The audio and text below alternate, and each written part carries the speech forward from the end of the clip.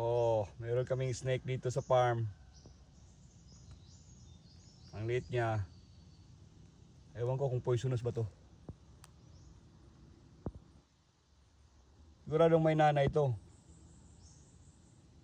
Oh. Hindi namin to patayin kasi ito yung nangangain ng daga eh. Yan oh. Yan siya. Anong klaseng snake kaya to? Oh. Nabuhay siya dito. Ang liit nito, naka-zoom lang oh. Yan oh, liit yan. Oh. Galing to sa itong sako na to na natabunan siya ng sako. Tapos yan siya, diyan siya nagtago oh. Ano? Saan siya punta? Na haba nito, siguro rado may nanay ito.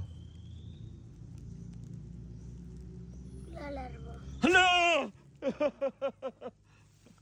Ayan o. Yan ang snake o. Yan na, saan na napunta? Yan na plong. Sa iyo na plong. Oops, hadok sa plong. Snake!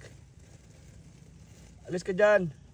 Doon ka sa ano, yung hindi ka nakikita ng tao. Yan. Yan, nagtago sa ilalim. Hindi namin ito papatayin. Kasi lalaki pa yan eh. Eh yan o nangangain ng ano. Hindi ito nangagat sa amin kasi dito siya nakatira sa farm ko eh. Kaibigan namin yan. Nangangain lang yan sila, mabubuhay pa yan. Nagtago siya.